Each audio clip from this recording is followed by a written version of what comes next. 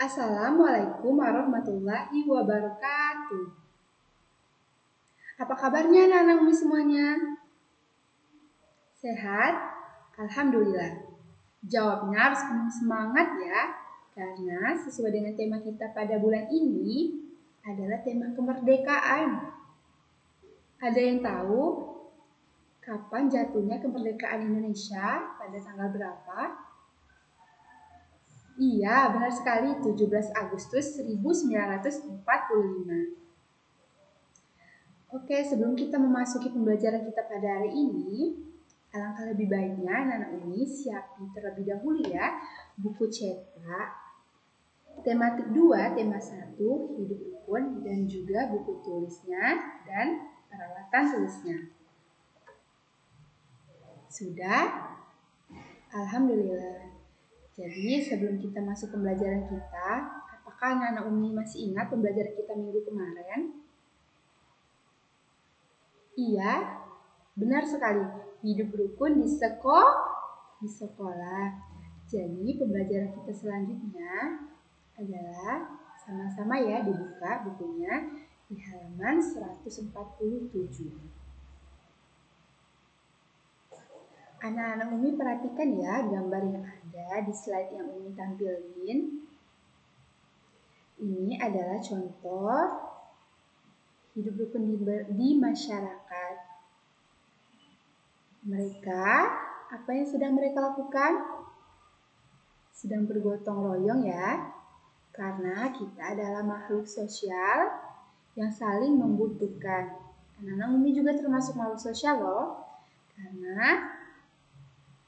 karena membutuhkan orang lain. Benar sekali.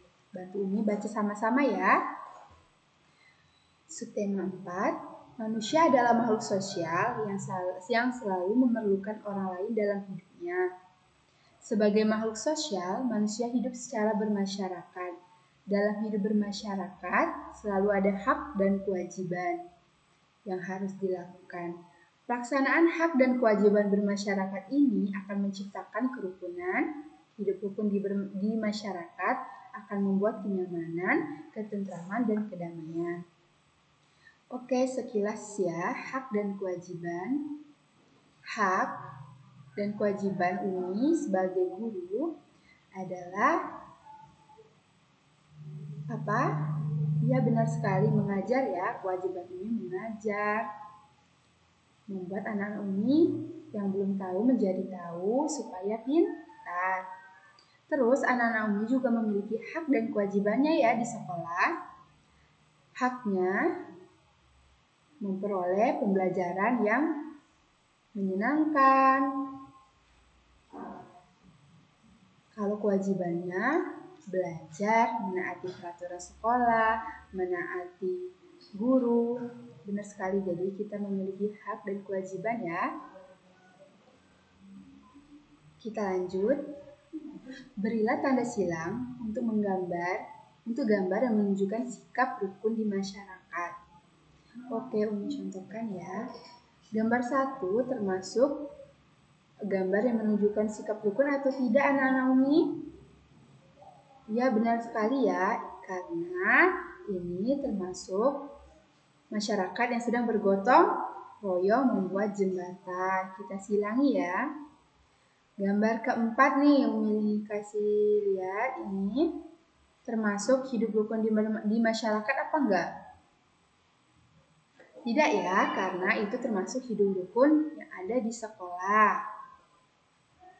Jadi yang ini tidak usah disilang, yang ini warga yang sedang bermakan bersama termasuk hidup rukun di masyarakat ya.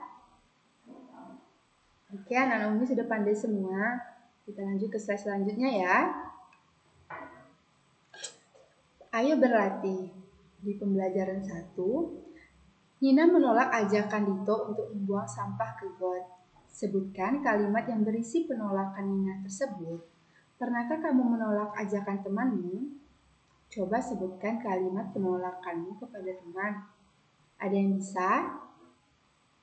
Ya, benar sekali ya. Iya.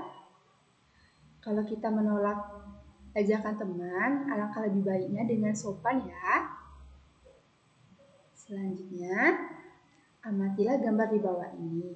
Carilah kalimat penolakan dari percakapan tersebut. Dito, kamu jangan membuang sampah di situ. Tidak apa-apa, Putu. Ayo buang sampah di got agar lebih dekat dan mudah. Aku tidak mau, Dito. Kita harus menjaga kebersihan lingkungan. Terima kasih, Putu. Kamu sudah mengingatkanku. Oke, bantu ini kita sama-sama mencari kalimat penolakan dari percakapan Dito dan Putu ya. Kalimat penolakan, aku tidak mau, Dito. Kita harus menjaga kebersihan lingkungan. Itu termasuk kalimat penolakan. Ya, benar sekali ya. Aku tidak mau. Itu termasuk kalimat penolakan. Oke. Anak-anak Umi, jangan membuang sampah di dalam got ya, karena kita ketahui sampah sudah ada tempatnya ya. Jadi buanglah sampah pada tempatnya. Karena kalau kita buang sampah sembarangan, nanti kita bakal dapat dampaknya ya nak. Seperti banjir. Gak mau kan kena banjir, jadi buang sampahnya di tempatnya ya. Selanjutnya, oke, ayo membaca. Nina menggunakan biji-bijian berjumlah 239 butir, sedangkan Sari sebanyak 180 butir. Banyak biji-bijian dapat digambarkan dengan kubus satuan. Jadi ini yang punya Nina, ini yang punya Sari, ini jumlahnya. Jumlah biji-bijian yang digunakan Nina dan Sari adalah, oke, kita pengurangan ya. Jadi biji-bijian yang dimiliki Nina ada 239 dan biji-bijian yang dimiliki Sari berjumlah 185. Kita kurangkan ya. Kurangkan satuannya. Jadi satuan itu yang ini ya nak, di belakang. Ini termasuk satuan. Jadi kita masukin ya, 9 dan 5 termasuk satuan ya. Kita masukin sini 9 dan 5. Ada yang tahu 9 kurang 5 berapa? Jadi kita ada 9 dikurang 5, jadi sisanya berapa? Kita sama-sama hitung ya. 1, 2, 3, 4. Jadi sisanya 4. 4 kita taruh di bawah sini ya. 9 kurang 5 sama dengan 4. Terus puluhannya 3 dan 8 ini ya. 3 kurang 8 bisa atau tidak? Tidak bisa ya anak-anak Umi, jadi 3 tidak bisa dikurangi 8. Jadi kita pinjam 1 dari ratusan dari 200-an. Sehingga jadi kita coret, kita taruh di atasnya 1 ya. Jadi ini tadi 13 kurang 13 dikurang 8 sama dengan 13 dikurang 8 sama dengan 5. Taruh sini 5. Ini tadi sisanya 1 kurang 1 jadi 0 ya nak. Jadi jumlahnya adalah 54. Jadi anak-anak Umi sudah bisa ya pengurangan. Oke, selanjutnya buatlah bilangan 3 angka terbesar dan terkecil dari angka acak ini ya nak. Dari angka acak ini. Oke, contoh yang pertama ada angka 1, 2, dan 3. Bilangan terkecil, ada yang tahu bilangan terkecil? Ya, kita mulai dari angka 1, 2, 3. Kalau bilangan terbesar, dari angka terbesar, dari bilangan terkecil ya nak. Jadi ada 3, ada 2, ada 1. Terus, bantu Umi pecahkan yang selanjutnya ya. Ada 1, 3, dan 4. Bilangan terkecilnya ada berapa? 1, 2, 2 enggak ya, karena 2 enggak ada termasuk di angka soal. Jadi kita langsung ke 3. 3 dan 4. Bilangan terbesarnya kebalikan dari bilangan terkecil ya. Ada 4,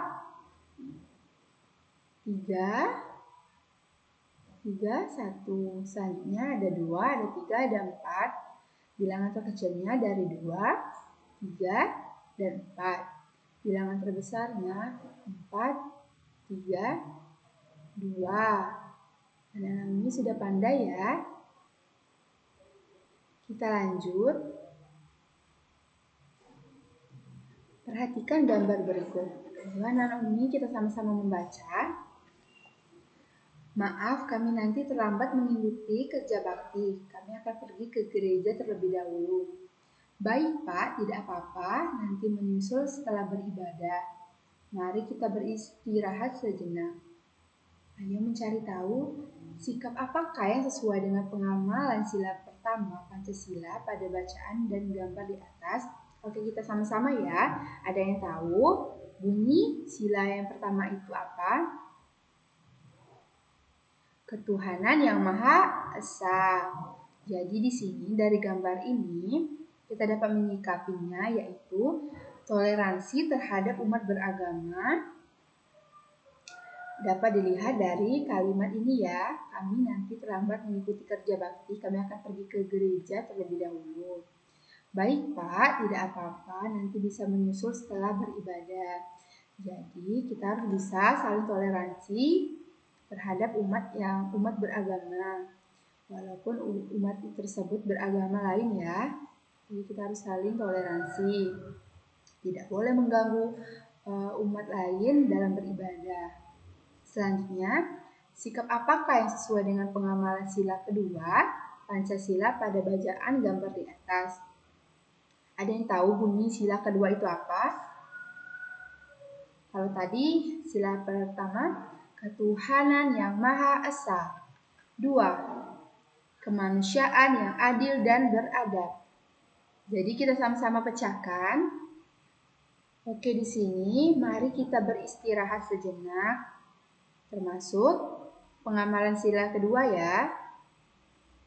Karena kemanusiaan yang adil dan beradab ini adalah sikap untuk semua orang. Jadi kita berhak beristirahat walaupun kita sudah bekerja keras. Selanjutnya, ayo berlatih. Baik Bu, Nina tolong bawakan kue ini untuk bapak-bapak. Baik Bu, ini kuenya Pak, silakan dimakan. Silakan air minumnya Pak. Kuenya silakan Pak. Tidak, terima kasih Nak, Bapak masih kenyang. Nanti Bapak ambil sendiri. Terima kasih Nina, kebetulan sudah haus. Gambar manakah yang menunjuk sikap rukun hidup di masyarakat? Gambar manakah yang menunjukkan penolakan? Pernahkah kamu menolak pemberian orang lain? Oke, kita sama-sama ya. Soal yang pertama. Gambar mana yang menunjukkan hidup rukun di masyarakat? Ini termasuk gambar yang menunjukkan hidup rukun di masyarakat ya. Terus, gambar manakah yang menunjukkan penolakan? Di sini, Bapak menunjukkan kalimat penolakan karena Bapak sudah kenyang, nanti Bapak bisa ambil sendiri. Terima kasih Nina, kebetulan Bapak sudah haus. Pernahkah anak Umi menolak pemberian orang lain? Iya, pernah. Kenapa? Oke, ketika kita menolak permintaan orang lain, kita harus mengucapkannya dengan sopan ya, jadi tidak boleh membentak, tidak boleh marah-marah. Jadi kita harus tetap sopan, menjaga kerukunan agar tetap terjaga bila kita bertutur kata terhadap teman ataupun orang tua. Sampai di sini anak-anak Umi sudah paham? Ya, kita lanjut ya. Ayo membaca. Ada 95 kue bolu dan 120 kue lemper. Kue itu disajikan dan dimakan 158 buah. Berapa sisa kue sekarang? Ingatlah penjumlahan dan pengurangan yang sudah dipelajari sebelumnya. Jadi, kalau kemarin penjumlahan saja, pengurangan saja. Kalau di soal ini ada penjumlahan dan juga ada pengurangan. Jadi di sini ada 95 kue bolu, kita masukkan di sini, dan ada 120 kue lemper. Dan kue itu disajikan dan dimakan 185 buah. Mula-mula kita pecahkan terlebih dahulu yang ini ya nak, kita jumlahkan terlebih dahulu. Kita sama-sama ya. Penjumlahan dan pengurangan dikerjakan secara berurutan. Oke, 5 kita tambahkan 0 sama dengan 5. 9 tambah 2 berapa? Ya, 11. Satunya lagi ditaruh di mana, Naomi? Iya, benar sekali, taruhnya di sini ya, di atas 1. 1 ditambah 1 sama dengan 2. Jadi jumlahnya 215. Belum selesai, nak. Kita lanjut ke pengurangan dulu ya. Setelah kita mecahkan yang penjumlahan, kita pindah ke pengurangan. 215 ini kita kurang 158 yang dimakan ya. Jadi 5 dikurang 8 bisa? Tidak bisa ya Naomi. Kita pinjam terlebih dahulu ke sebelah. Kita pinjam. Jadi di sini 15 kurang 8 sama dengan 15 kurang 8 berapa? Ya 7 ya. Jadi ini tadi 1 kita pinjam jadi 10. 10 dikurang 5 sama dengan 5. 2 ini karena sudah dipinjam jadi dia tinggal 1 ya. 1 kurang 1 sama dengan 0 ya. Jadi 5, 7. Sisa kuenya ada 5, 7. Kita lanjut ya. Ayo kita ikut bergotong royong membersihkan lingkungan. Tidak mau aku malas, bekerja bakti itu melelahkan. Ayo kita ikut bergotong royong membersihkan lingkungan. Maaf, saya tidak ikut bekerja bakti karena ada keperluan mendadak. Menurutmu manakah kalimat penolakan yang dapat menjaga kerukunan? Benar sekali ya Naomi, kalau kita melakukan penolakan, kita harus sesuai dengan apa? Ya, kita harus sopan ya agar kerukunan tetap terjaga. Jadi dari kedua gambar ini dapat kita lihat kata maaf di awal itu merupakan kalimat yang sangat sopan ya nak. Jadi apabila kita menolak sesuatu hendaknya diawali dengan kata maaf. Maaf, saya tidak bisa ikut bekerja bakti karena ada keperluan mendadak. Kalau gambar yang pertama tidak mau aku malas bekerja bakti itu melelahkan. Itu termasuk kalimat yang tidak baik ya nak. Karena tidak diawali dengan kata-kata maaf. Selanjutnya, hubungkan gambar pengamalan sila Pancasila dengan sila Pancasila yang sesuai. Kita sama-sama. Ini adalah gambar orang yang sedang melakukan musyawarah ya. Ini juga bisa dilihat nah gambarnya. Oke, sama-sama anak-anak Umi pecahkan di buku tulisnya ya. Umi minta anak-anak Umi sesuaikan dengan sila yang telah dilambangkan yang ada di gambar. Oke, itulah tadi pembelajaran kita pada hari ini. Umi harap anak-anak Umi mengerti apa yang telah Umi jelaskan ya. Lebih dan kurangnya Umi mohon maaf. Wabillahi taufiq wal hidayah. Wassalamualaikum warahmatullahi wabarakatuh.